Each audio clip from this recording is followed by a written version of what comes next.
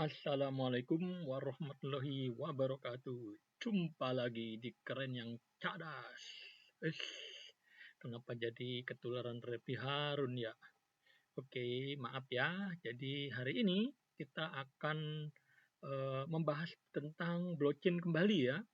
Nah, alhamdulillah yang kemarin yang video pertama yang saya bikin itu lumayan banyak yang view, jadi saya lanjutkan untuk yang video berikutnya. Mudah-mudahan akan minimum akan 5 atau bahkan 10 atau lebih ya, saya akan membahas tentang video tentang blockchain ini.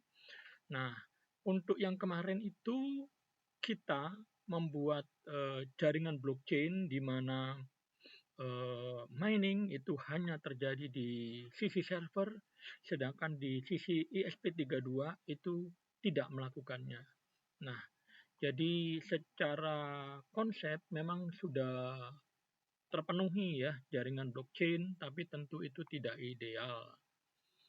Nah, jadi kemarin mungkin saya agak-agak takut apakah RAM ya CPU dari SP32 itu mampu menjalankan proses mining.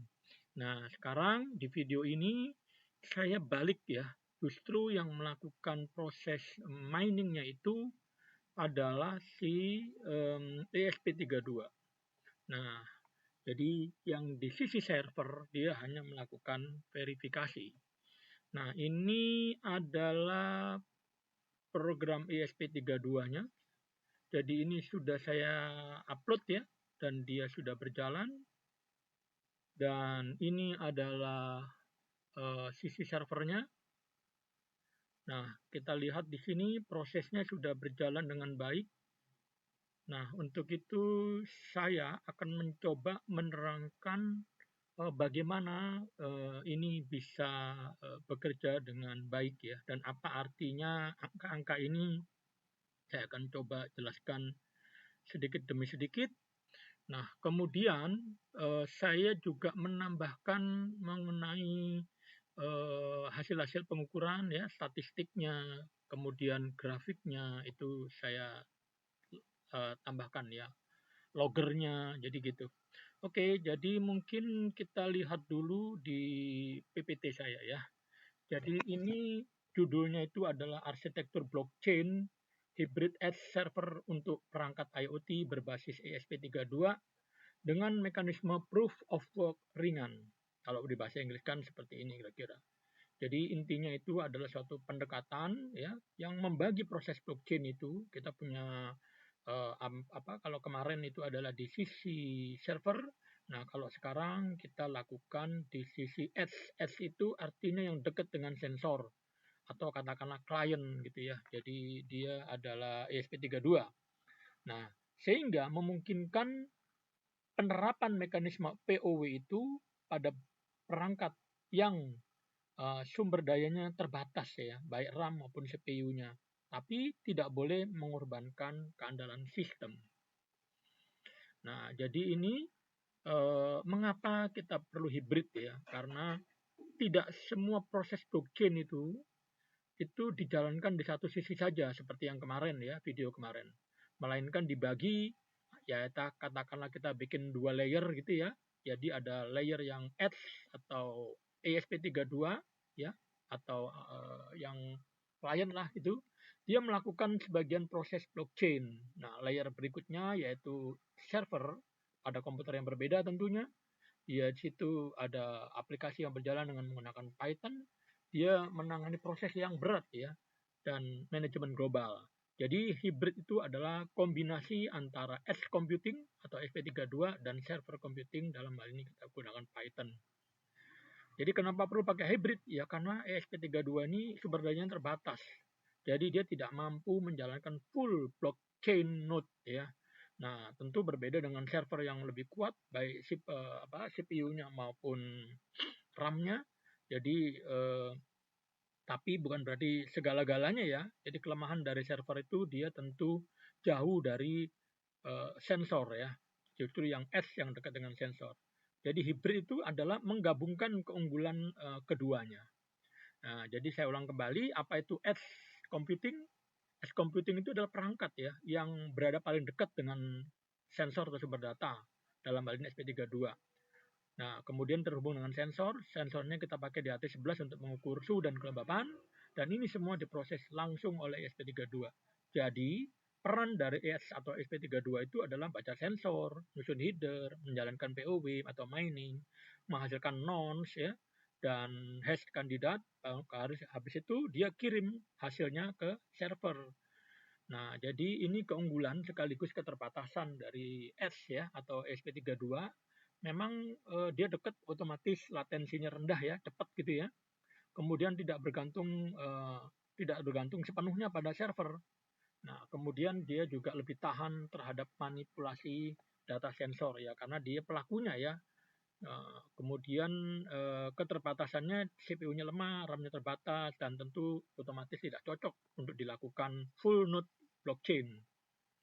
Nah, sedangkan server itu berarti dia sebagai node pusat, sumber dayanya tentu lebih besar. Jadi kita di sini di server itu kita gunakan Python dan Flash ya, aplikasi framework untuk webnya Python. Dan dia berfungsi sebagai validator dan ledger manager.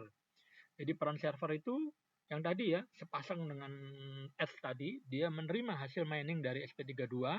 Jadi bukan membuat ya, dia hanya menerima. Kemudian diverifikasi hash dan nonce-nya, kemudian dia menentukan apakah blok ini valid. Maksudnya tidak boleh di sembarang ESP32 ngirim data ke server ya. Nah, ini security-nya, keamanannya di sini. Kalau valid, barulah disimpan. Kemudian dihitung statistiknya. Jadi di yang kali ini, jadi ya video ini kita ingin membuktikan apakah ESP32 itu bisa menjalankan proses mining ya. Itu pertanyaan mendasarnya. Nah, kita akan buktikan nanti dari dari log-nya ya. Dari log itu kita analisa untuk menyimpulkan apakah ESP32 mampu menjalankan proses mining. Saya lanjutkan ya. Ini keunggulan dari server itu tentu tadi sudah saya sampaikan, CPU-nya besar, stabil, mudah untuk lakukan logging ya dan analisis data. Nah, ini nanti kita akan lakukan.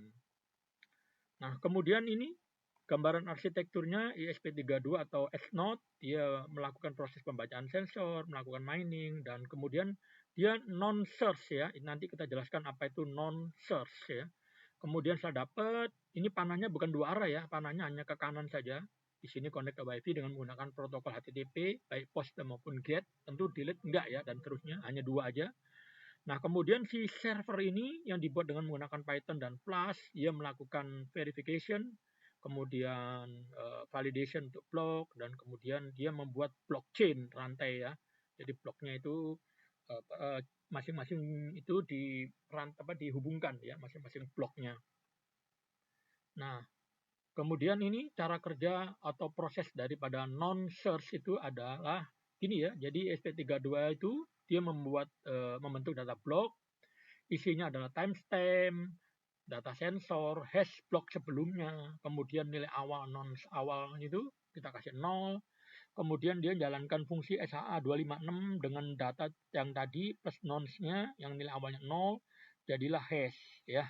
Nah, hash-nya ini diperiksa apakah hash-nya itu, karena di sini kita pakai ini ya, difficulty-nya, kesulitannya itu kita bikin ringan ya, jadi 00 aja, 2 digit.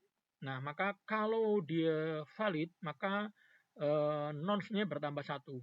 Kalau tidak valid, kemudian ulangi proses hitung. Nah, kalau sudah valid, berarti 00 ya, berarti nonce-nya ditemukan, berarti hash-nya valid, maka dikirim ke server. Jadi non-search itu merupakan proses yang berulang dalam mekanisme POW. Tujuannya adalah menemukan nilai nonce sehingga hash block-nya itu memenuhi tingkat kesulitan yang telah ditentukan. Dalam hal ini difficulty-nya 2 atau 00 header-nya ya. Nah, kemudian ini kenapa harus dicari? Ya karena fungsi hash itu tidak dapat diprediksi. Jadi makanya tadi cara nyarinya itu pakai brute force ya. Dicoba-coba. Kemudian perubahan kecil saja di nonce akan mengakibatkan hash-nya berubah total. Jadi tidak ada cara matematik yang cepat. Satu-satunya cara adalah coba satu persatu atau brute force. Nah, inilah yang membuat mekanisme POW itu menjadi mahal untuk dihitung ya. Kemudian butuh waktu lama ya. tergantung prosesor segala macam RAM, dan tapi di satu sisi dia mudah diverifikasi. Nah, kemudian ini kita bikin mekanisme konsensus yang kita sepakati antara ESP32 dengan servernya tadi, ya. Kita bikin mekanisme yang sederhana tapi masih memenuhi syarat dengan kriteria blockchain yang aman, ya. Jadi di sini sistem menerapkan lightweight proof of work dengan validasi yang terpusat. Nah, di sini nanti saya jelaskan apa itu like-nya, ya. Jadi pembentukan langkah pertama dia membentuk data block atau edge pada sisi edge, ya, pada sisi SP32. Nah, kemudian dia mengumpulkan data sensor tadi, kemudian menggabungkannya dengan timestamp, ini semua digabungkan. Nah, kemudian langkah berikutnya adalah dia mencari non-search, tadi ya sudah saya jelaskan. Kemudian dengan cara menghitung hash SH256, kemudian mencari nodes yang ini ya prefix-nya itu 00, baru inilah yang menjadi proses dari bukti kerja atau POW-nya. Setelah selesai, dia kirim ke server, kemudian setelah nodes ditemukan, dia akan kirim dari SP32, kirim ke mana? Ke server Python tadi, berisi non, hash, dan data block, ya, menggunakan protokol HTTP POST. Nah, kemudian ini di sisi konsensus, di sisi server akan memverifikasi bagaimana hash itu dihitung ulang, ya. Kemudian apakah hashnya memenuhi difficulty, kemudian hash blocknya sebelumnya, hash block yang sebelumnya itu sesuai enggak, ya. Kalau enggak sesuai ya berarti enggak valid, ya. Nah, jadi itu. Kemudian struktur datanya valid apa enggak. Nah, kalau semua ini benar, berarti bloknya akan diterima dan tentu ditambahkan ke blockchain, ya, di rantai gitu. Tapi kalau salah ya tentu bloknya ditolak. Nah, ini dia. Nah, kemudian setelah itu maka disimpan, ya, disimpan dan disebarkan statusnya. Jadi server melakukan penyimpanan blok yang valid dan tentu mengirimkan respon status ke SP32, yaitu dengan respon kode HTTP-nya itu 200, ya. Kalau 404 kan not found gitu-gitu, ya. Jadi ini bukan ngontrol, ya, cuman ngirim status saja. Jadi one way, ya, dari data itu dari mana? Dari edge atau SP32 ke server, tidak sebaliknya. Walaupun ada arah sebaliknya, ini hanya status, jadi nggak kita anggap. Nah, ini bentuk konsensus yang ingin dicapai, ya. Pertama adalah konsensus ketika server menyetujui bukti kerja dari edge, ya, yang diajukan oleh edge tadi, ya. Nah, karena di sini server itu bertindak sebagai single authority validator. Jadi kita nggak punya yang kita bikin simple, ya, tidak punya node-node yang lain. Jadi cuma dua pemain antara klien dengan server. Nah, nanti next kali, ya, kita bikin multiple ESP, ya, multiple edge gitu, ya. Kemudian di sini tidak ada voting antar banyak node, kebetulan cuma 2 node. Nah, ini makanya ini arsitektur yang kita bikin sekarang itu disebut sebagai semi decentralized konsensus, ya. Jadi bukan yang benar-benar desentralisasi, ya, tapi ini secara konsep sudah bisa diterima, ya. Nah, jadi ini alasannya kenapa, ya, karena ini tadi keterbatasan SP32 tidak mampu melakukan full node, maka dibebankan sebagian ke server. Jadi di sini efisiensi, supaya efisien itu POW-nya disederhanakan. Jadi tujuannya ini cuman sekedar eksperimen, ya, bukan untuk tujuan production atau bukan untuk tujuan ekonomi, ya, tapi sekedar untuk eksperimen riset aja. Jadi kemudian di sini pertimbangan lain adalah sederhana, ya, sehingga mudah dianalisis. Nah, ini perbedaan antara konsensus dengan yang resmi yang banyak digunakan di konsensus blockchain yang publik seperti Bitcoin gitu, ya. Itu tentu kompleks. Di sini perbedaannya dari segi node. Kalau Bitcoin itu ribuan, nah kalau di sistem yang kita bangun ini cuma satu, yaitu hanya beberapa SP, kebetulan cuma satu ESP aja. Konsensusnya kalau di Bitcoin itu terdistribusi, nah kalau di sistem ini kita terpusat di centralized, ya, tapi semi centralized. Kemudian untuk POW-nya kalau di Bitcoin itu sangat berat, artinya difficulty-nya itu tinggi, dia butuh kerja yang berat, lama, mahal. Nah, sedangkan di kita itu kita bikin yang lightweight. Nah, nanti kita jelaskan. Kalau yang minggu lalu kita difficulty-nya 3, lebih berat. Kalau sekarang karena di sisi ESP kita turunkan jadi 2 ya. Nah, kemudian finality itu kalau di Bitcoin itu bersifat probabilistik, kalau di kita ini deterministik. Kemudian kalau yang Bitcoin itu yang buat kripto itu ya, itu ekonomi. Tujuannya kalau di sini kita tujuannya cuma sekedar riset IoT aja ya. Nah, kira-kira seperti itu. Nah, sekarang mungkin ada istilah ini apa arti lightweight POW ya. Jadi kalau kita punya POW yang klasik, contohnya pada sistem Bitcoin atau Ethereum, ini yang sebelumnya namanya POS, ini yang tujuannya ekonomi tadi. Nah, masalah utama pada POW klasik itu tentu ini ya, boros energinya. Dia butuh CPU atau GPU yang kuat, jadi nggak cocok untuk IoT. Nah, makanya kita peringan ya, bebannya kita kurangi. Ya, kemudian kita karena kita menggunakan SP32, makanya kita pakai Lightwave ya. Karena adanya kendala RAM dan CPU-nya, dan tentu konsumsi dayanya juga terbatas ya kalau ini katakanlah dia menggunakan baterai gitu ya. Tegangannya cuma 3,3 volt. Nah, makanya kita bikin yang light. Nah, ini arsitektur singkatnya mungkin nggak usah ya, tadi sudah. Yang kita amati itu ya, yang nanti kita analisa itu diantaranya waktu mining per blok, non rata-rata, success rate, dan seterusnya. Kemudian ini kita untuk menganalisa itu kita butuh logger. Nah, makanya kita di server itu kita bikin logger ya. Nah, di sini logger yang kita bikin itu pada dua sisi nanti, di sisi SP32. Nah, loggernya itu harus bisa menjawab pertanyaan berapa lama mining, berapa nons yang dicoba, dan apa yang ditambang ya. Hashnya valid atau tidak, respon servernya seperti apa, 200 atau tidak, atau segala macam, atau salah gitu ya. Apakah node-nya juga stabil. Contoh lognya nanti kalau kita sudah coba, itu log di sisi Arduino Uno ya, di serial monitor itu saya kutip hasilnya seperti ini. Nah, nanti kita lihat dari eksperimennya ya. Nah, kemudian logger itu pada sisi server itu harus bisa menjawab node mana yang mengirim ya, kemudian kapan blok diterima, miningnya valid atau tidak, berapa nonce dan difficulty-nya, berapa latency request, dan blockchain sudah sampai indeks berapa.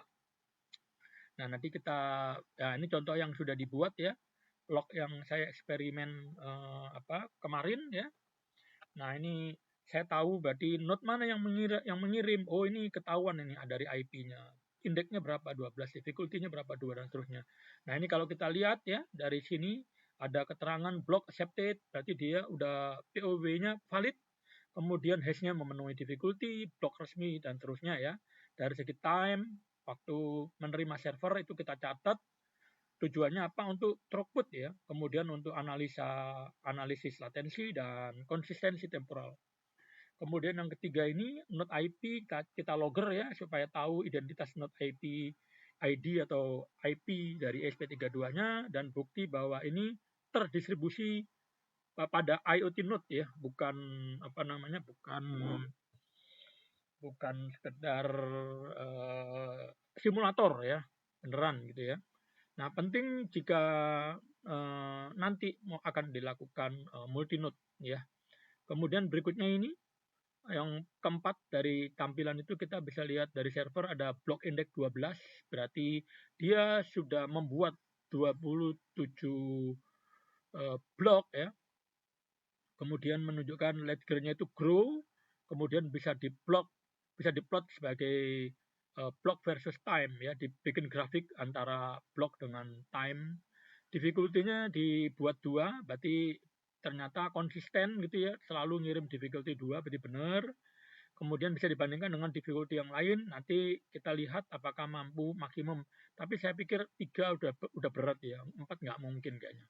Jadi kita ini aja, nanti tapi nggak apa-apa, mungkin video berikutnya ya, sampai seberapa kuat ESP32 itu kita kasih difficulty. Nah, kemudian ini nonce itu 194, berarti POW-nya itu benar-benar melakukan brute force ya, istilahnya brute force itu kayak dihack gitu, dicoba satu-satu. Jadi tidak deterministik ya, tapi pakai probabilistik.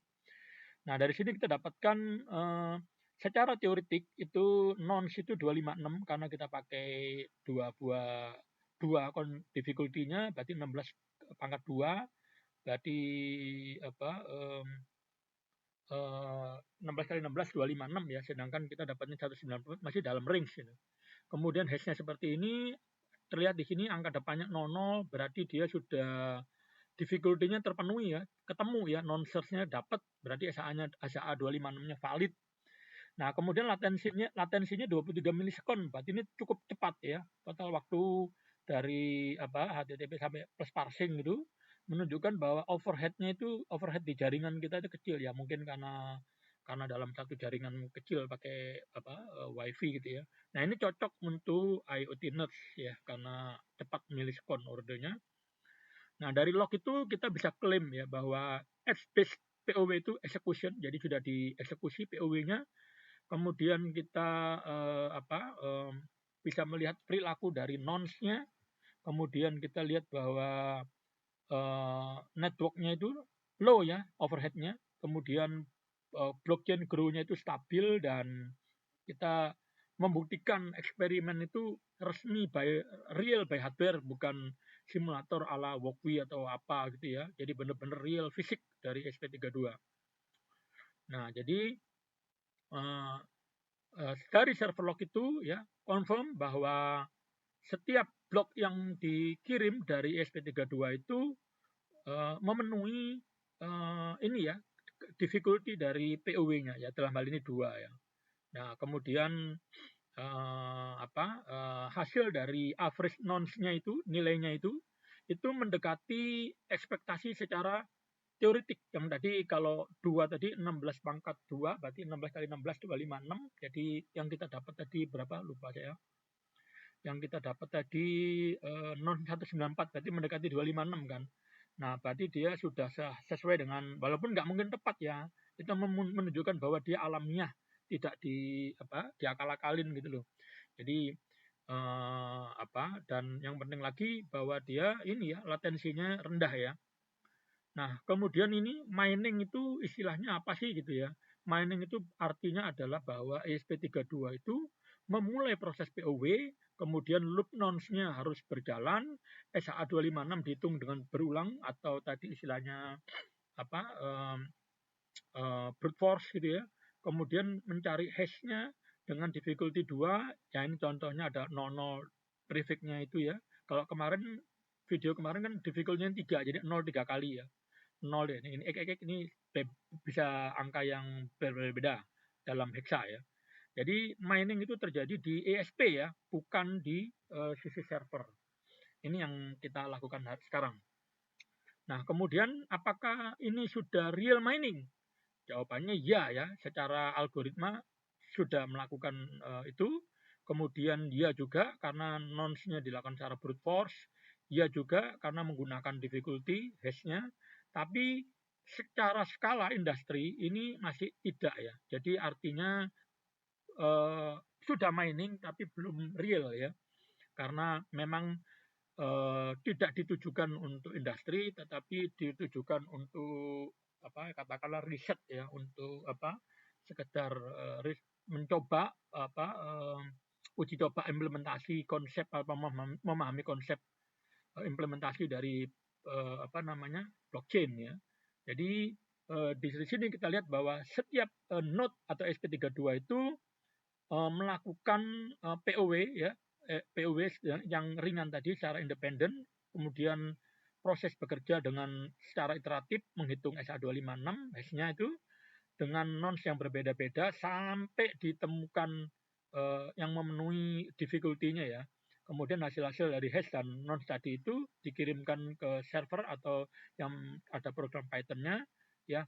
Nah, dia memverifikasi dan kemudian menyimpan blockchain-nya ya untuk itu. Nah, jadi ketika itu maka server akan merespon. Kalau sudah sesuai, server merespon dengan kode 200, itu tandanya diterima ya. Kalau 404 itu kan standar kode HTTP. Jadi kalau 200 itu berarti artinya server confirm bahwa hash-nya valid, nonce-nya valid, POW-nya benar, servernya menerima blok, dan servernya sudah melakukan penambahan ke blockchain. Jadi di sini server itu hanya melakukan verifikasi tapi tidak melakukan mining. Nah, kemudian konfigurasi ini kita set interval ininya, pengambilan data dari DHT itu kita lakukan tiap 5 detik ya. Tujuannya supaya tidak terjadi overload, kemudian menjaga wifi-nya itu kalau ada masalah stabil gitu ya. Kemudian sensor itu tidak perlu terlalu sering membaca. Kemudian ya, kita juga mau menguji apakah data eksperimennya itu konsisten. Nah, nanti dari grafik itu nanti kita lihat ini grafik non versus block index ya. Nah, dari ini grafik ini menunjukkan hubungan antara block index ya dengan jumlah nons yang dibutuhkan oleh node ESP32 untuk bisa menemukan hash yang memenuhi syarat POW, yaitu tingkat difficulty-nya 2 ya, 00 tadi. Nah, sumbu X ini, sumbu X itu adalah block index, yaitu menyatakan urutan blok yang berhasil ditambang. Sumbu Y itu adalah nonsnya, yaitu jumlah iterasi ya untuk yang diperlukan untuk hashing. Sedangkan garis putus-putus ini adalah teoritik ya, karena ada apa namanya 2 difficulty maka 16 pangkat 2 256. Nah, ini memang kita ini ya real wajar ya, nggak mungkin tepat secara teoritik karena dia ada proses brute force, tapi yang penting dia ini ya berada dalam tahap yang rentang yang wajar. Jadi grafik itu tuh menunjukkan apakah mining ini berjalan dengan benar. Kemudian perilaku nonsnya itu memang fluktuasi tinggi ya antar bloknya itu dari gambar tadi. Nah, nilai nons itu bervariasi secara signifikan. Kita lihat dari 36 sampai 447. Nah, ini menunjukkan bahwa proses POW itu bersifat probabilistik ya, bukan deterministik gitu. Jadi harus lakukan percobaan hash, kemudian dia bersifat independen dan memiliki peluang yang sama untuk berhasil. Dan kemudian tidak ada pola linier ya, atau tren sistematis, tapi benar-benar tidak ditemukan pola kenaikan atau penurunan yang konsisten antar blok. Nah, ini justru menjadi bukti ya bahwa algoritma hashing SA256 itu bekerja secara random ya, secara acak. Jadi sulit dihack ya, tidak dapat diprediksi atau dihack sesuai dengan sifat daripada kriptografi yang diharapkan. Nah, kemudian kita juga lihat di sini adalah konvergensi terhadap nilai teoritik. Jadi meskipun nilai nonsnya untuk setiap blok itu berbeda-beda ya di atas atau di bawah dari nilai teoritik, namun rata-rata keseluruhan itu cenderung mendekati nilai yang 256 tadi ya. Jadi hal ini menjadi bukti bahwa implementasi POW pada ESP32 itu sesuai dengan model probabilitik secara teoretik. Nah, ini grafik lainnya yang kita bisa analisa itu, ini nanti grafik dari log ya. Jadi saya tampilkan dalam bentuk, nanti kita lihat data mentahnya. Dari grafik ini, nah grafik ini menunjukkan bahwa ini waktu tunda atau delay time ya end to end dari pengirim ke penerima yang dibutuhkan sejak mulai ESP32 itu mengirim hasil miningnya melalui proses HTTP POST hingga server menerima ya, nggak cuma sekedar menerima, termasuk memverifikasi bloknya, ya kan? Nah, jadi latensi itu waktu transmit oleh WiFi ditambah dengan waktu untuk melakukan parsing JSON-nya ditambah dengan verifikasi hash-nya sampai dia mengirim kembali, sebelum mengirim malah. Jadi begitu dia selesai langsung dihitung latensinya baru kirim ya. Jadi tidak terpengaruh oleh yang waktu untuk ngirimnya kembali ke ESP. Nah, jadi itu, nah ini pola latensi dari grafik itu kita bisa lihat bahwa latensinya itu stabil ya. Artinya mayoritas nilai latensinya itu berada pada kisaran puluhan hingga ratusan milisekon. Nah, ini menunjukkan bahwa overhead itu sangat rendah, kemudian server bisa menangani request secara real time ya, karena cuma ordernya milisekon. Kemudian tidak ada tren meningkat, artinya bahwa seiring dengan bertambahnya indeks blok, latensi itu tidak bertambah ya secara sistematis. Ini menunjukkan bahwa pertumbuhan blockchain itu tidak membebani sistem ya, jadi aman ya. Kemudian verifikasi bloknya itu ringan seperti yang kita desain dan memang terbukti ya, dia ringan tidak membebani. Kemudian untuk lonjakan memang ada sesekali atau spike, namun beberapa blok itu menunjukkan latensi lebih tinggi ya akibat dari spike tadi. Nah, ini wajar ya. Kenapa? Ya karena jaringan itu kadang-kadang juga nggak stabil. Coba aja kita coba lakukan ping itu, kadang-kadang reply-nya kan naik turun, tapi dalam milisekon. Jadi wajar lah. Kemudian ada delay time karena TCP/IP dan ataupun karena adanya pengaruh dari OS-nya atau mungkin scheduling OS, ada aplikasi lain ya, kira-kira nggak tahu kita ya. Jadi makna ilmiahnya adalah grafik latensi itu membuktikan bahwa mining di SP32 itu tidak menghambat komunikasi, ya. Jadi artinya aman ya. Bisa dihandle oleh SP32, hardware SP32. Kemudian arsitektur terbukti bahwa arsitektur hybrid S dan server to server ini layak digunakan ya. Tidak ada kita jumpai masalah yang berarti. Kemudian sistem itu dapat berotasi secara hampir real time. Nah, ini sangat penting untuk aplikasi IoT berbasis blockchain ya. Jadi kalau IoT murni kan bahaya ya, bisa dihack gitu dengan data dummy. Tentu kalau data kalau data kesehatan gitu-gitu ya, atau data-data pengukuran pabrik itu bahaya kalau misalkan dihack oleh orang ya. Nah, makanya harus menggunakan apalagi EV ya, electric vehicle itu kalau dihack berbahaya, bisa tabrakan. Nah, makanya kita gunakan perkuat dengan menggunakan blockchain. Jadi ini latensi itu ya oke, ini bahasa Inggrisnya kita skip aja biar cepat.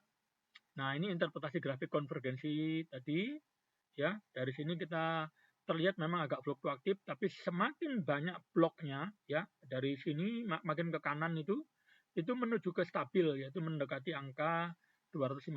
Artinya sesuai dengan mendekati sesuai 256 itu angka teori ya. Nah, sekarang ini experimental result dan discussion ya.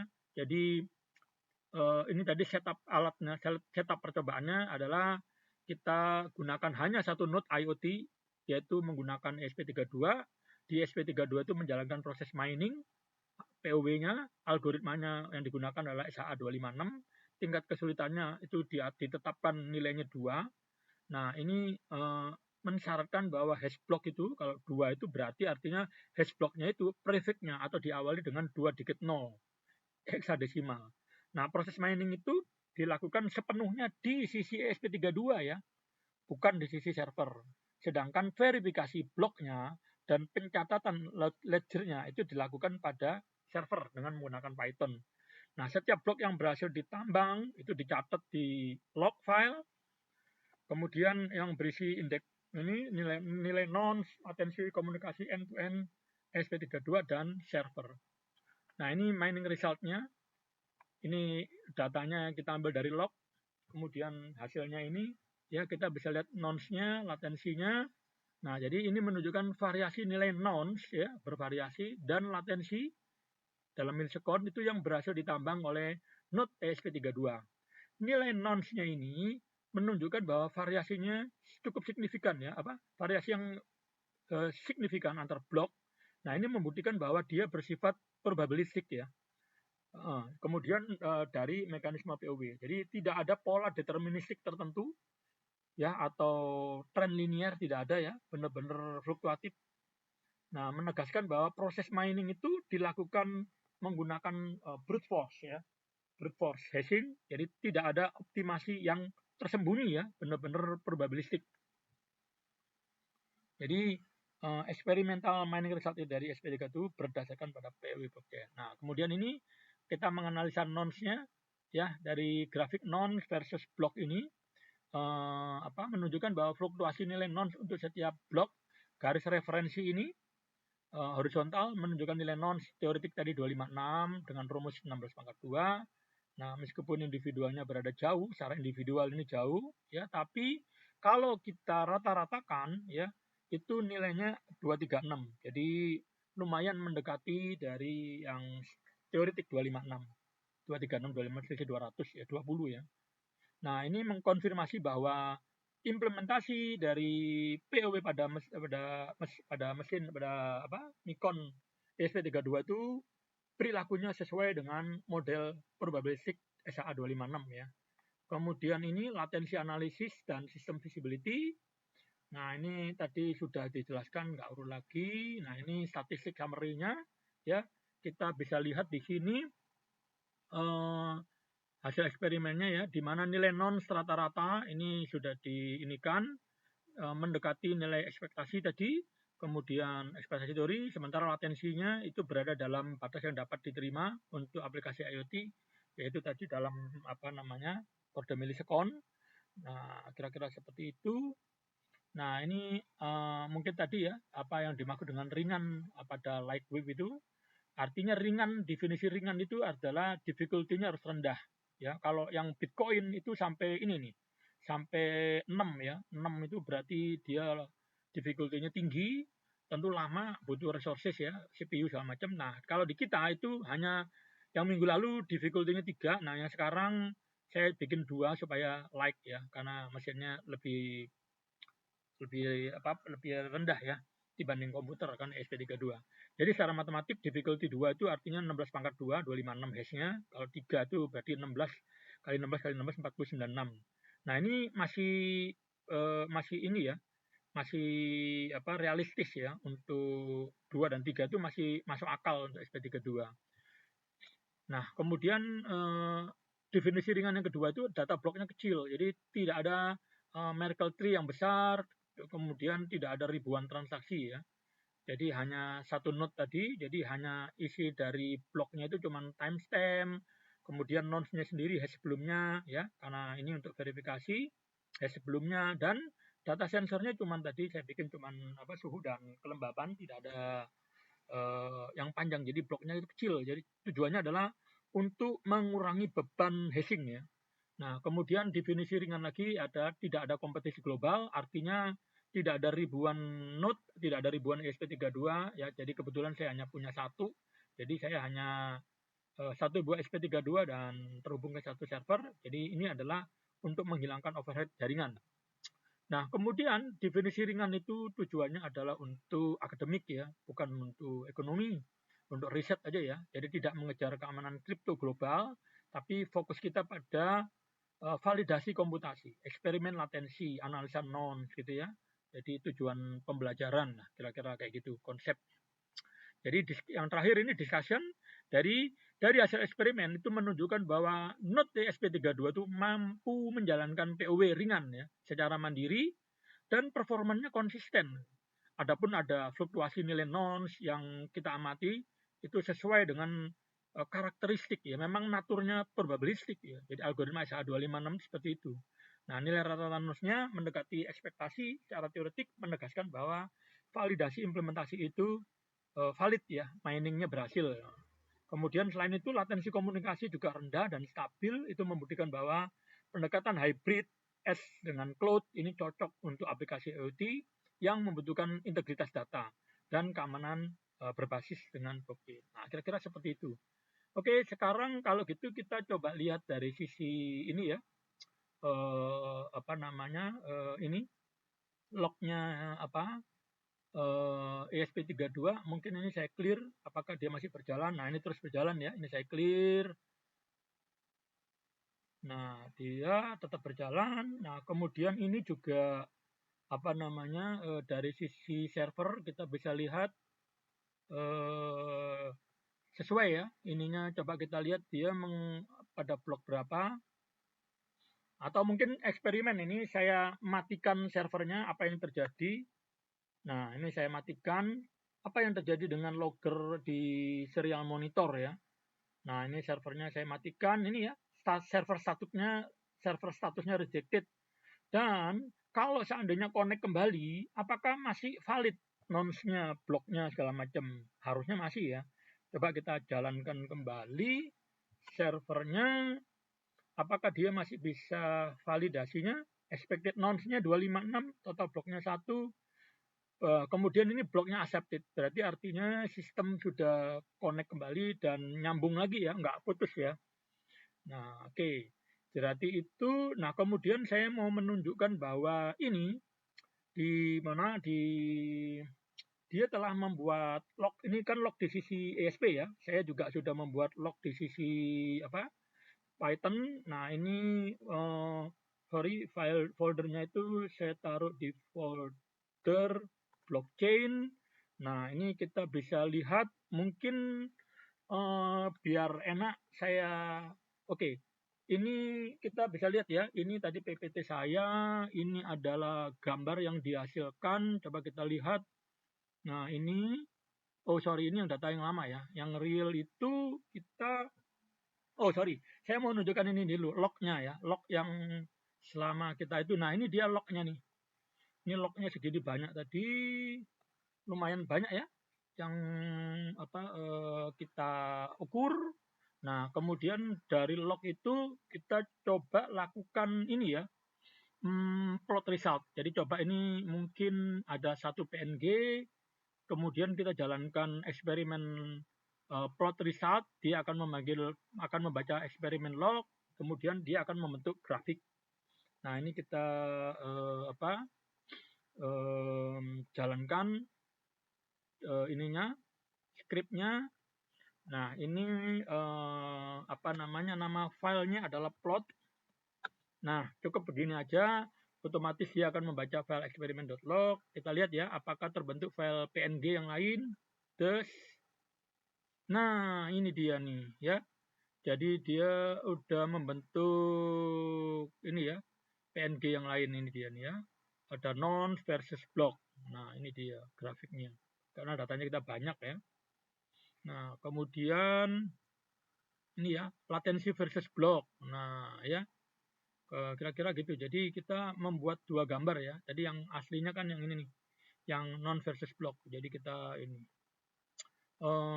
Kalau misalnya ini tadi yang aplikasi servernya yang ini buat nampilin grafik, ini hasil loggernya, ini PPT saya tadi, ya ini hasil PNG.